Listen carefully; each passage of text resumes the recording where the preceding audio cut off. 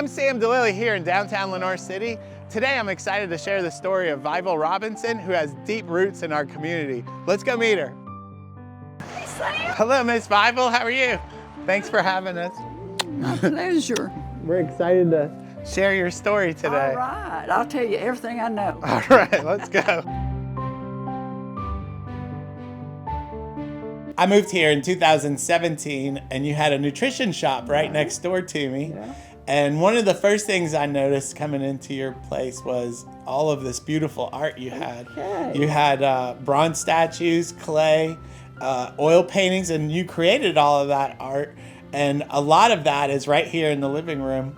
How did you learn to make such beautiful art? Well, I went to art classes, and then I've taught art in various schools where we were living.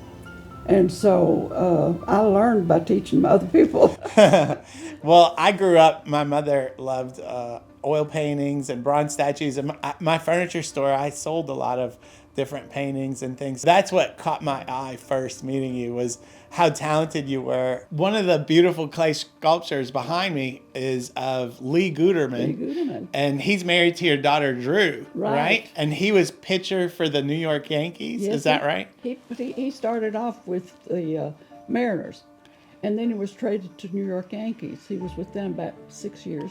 Then he was traded to the Mets.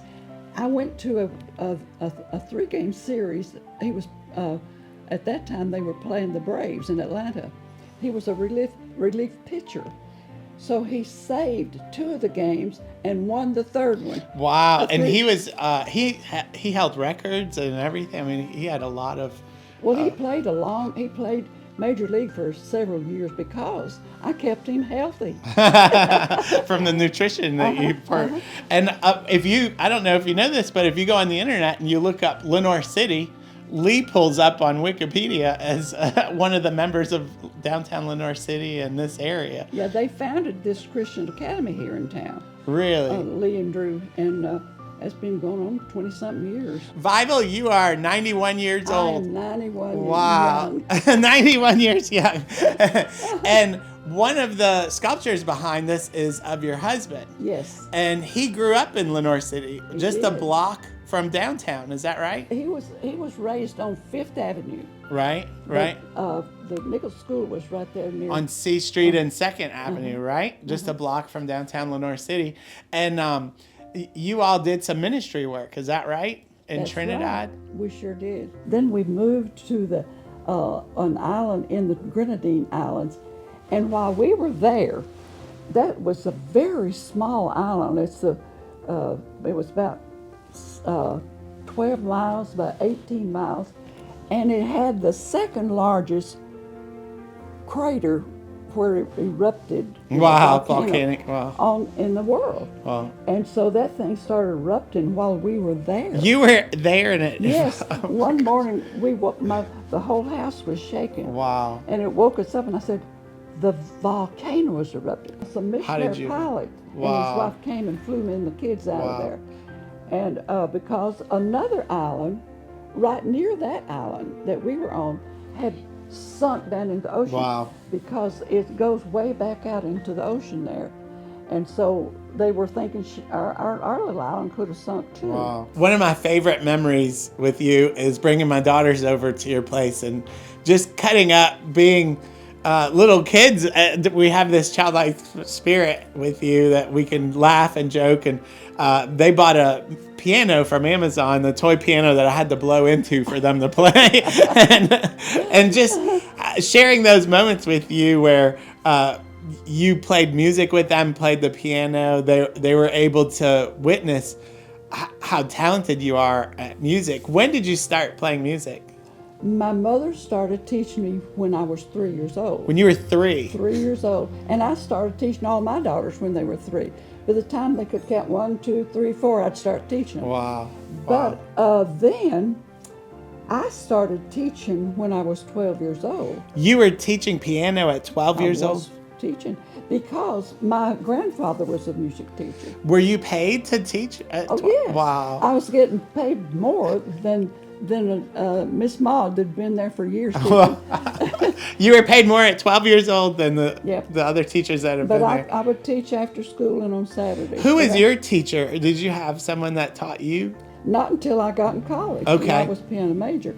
But my teacher was Elizabeth von Budai from Hungary. But she would do a concert every year with the Atlanta Symphony Orchestra. Wow, and who taught her? I heard somebody famous taught. On every summer, she would spend the summer in Florida with Dohnányi and Paderewski, which they're the supposed to be the two greatest pianists that's ever lived. Wow. And here you are, you're being taught from their student. Yeah, she was teaching me all that kind of stuff. Before you start playing the piano, I got to hear the story of these oil paintings behind me. Could you tell me who they are? And you've hand painted all these, I right? did. That's my daughter Martha. That's when she was very young. And this is my daughter Sloan and her baby. That baby is 18 now. Wow. And so I painted that. I put them in a wicker chair and took them outside. And Wow. So I've painted, most of my kids. And you have an oil painting of King David. You gave me a copy of that. Actually, that was painted by Peter Paul Rubens, one of the old artists. But I had a print of that. Yes. And I blew it up and made it big like that. And you hand painted from that. Painted, That's right. That's, and then, that's all. what are you going to play for us, Vivol? I'm going to play a song by Scott Joplin. It's Ragtime, The Entertainer. Oh, I can't wait. All right.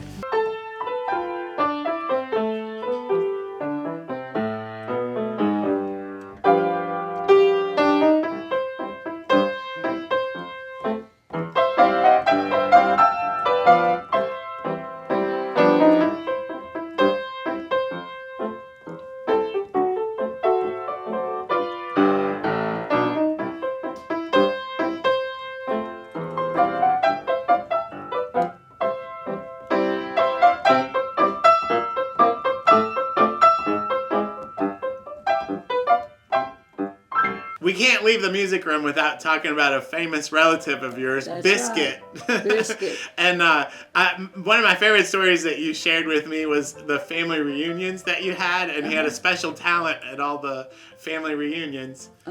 What would he do at the family reunions that was making everybody laugh? Well, he would always bring his instruments, and wherever we would have it, somebody said they'd have a piano, so they'd bring it out where we were, and we'd make music and stuff. But he was he liked to make everybody laugh. So he would trip as he was coming onto the stage. My girls and I actually saw that at the Dixie Stampede pre-show. He was entering the stage, and then he would act like he's falling, and then the whole audience would laugh. And it's so convincing. You think he actually did fall. And he would hold a banjo behind his head and go round and round. Spin around and play it. Unbelievable. It almost looks like he's not really playing it, but he is. He is. And can you tell me the first time he entered, you had told me he was just driving a friend of his, helping him enter the world music competition. Tell me that story about. Well, he was not going to compete, but his friend didn't have any way to get to the competition. His parents said, "We'll take him." And so Biscuit took his instruments with him. His mama, after they got there, she said, "Well, son, why don't you compete?" And he did, and he won national champions. He won the world When he was championship 16. at 16 years old. It's unbelievable. And then he's the only person in the world that's won 5 times, And right? you have to, if you win this time, you have to have a 5-year period before you can compete. Really? Every 5 years he competed. I never knew that. And then he's won 5 times the world championships. Yeah. And he's producer for Dolly Parton. He's a 5-time world champion. I mean, it's we just recently went and saw him performing for the flood victims in North That's Carolina. right. Another one of your passions is nutrition. Here we are in your office. Can you tell me how that started? When we got out of the ministry, I was a very sick person, and nutrition is what healed me. When I opened my furniture store in 2017, we were neighbors with you. Yeah. And I heard stories from customers, and several people in the community of how you healed the sick. You helped them where medical doctors couldn't and modern technology wasn't working. They were frustrated. They came to you and you actually healed them. What do they need to do to meet with you? They bring their latest blood work, and I can analyze that and show what's happening with every organ in the body. You know, when they first started telling me these things, my first reaction is to be skeptical, afraid. What do you mean modern technology doesn't work? And I actually met a medical doctor that I exercise with 3 times a week. He's probably 80 years old, and he's in phenomenal shape. And he credited you. He said that the doctors were telling him there's not much more they can do for him. I know. And he came and visited you. He was very He was frail. at death's door. Wow. Yeah. Wow.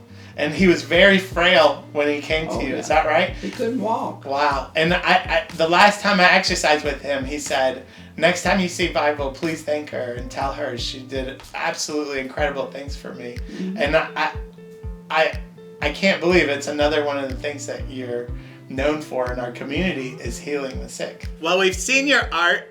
We've heard your beautiful music. Let's talk about love. Okay. How did you meet your husband? I met him at a church reunion, and it was in Maryville. No air conditioning. The church was a small church, but the windows were open. So at the end of the service, everybody was filing, trying to get out the door. And he was up there in the choir, and he was right there next to a window.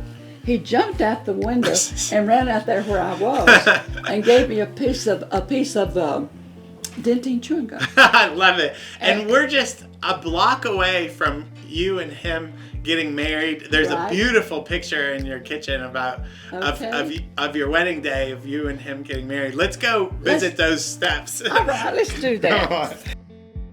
Vivol, we're just 1 block from downtown Lenore City.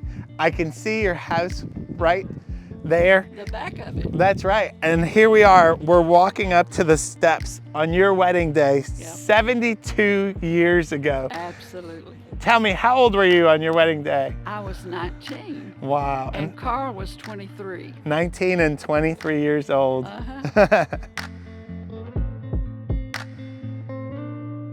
Vivol, when we first met you, my girls and I were in a very difficult place in our lives. And I'm so thankful to have met you. You taught me to trust God and to rely on God. And I'll never forget it. And I'm so thankful to be able to share your story with our community. Absolutely. Thank you for having us over today. But we're going to eat. I'm not letting you leave. Well, I never argue about food, so let's eat. And your cooking's so good.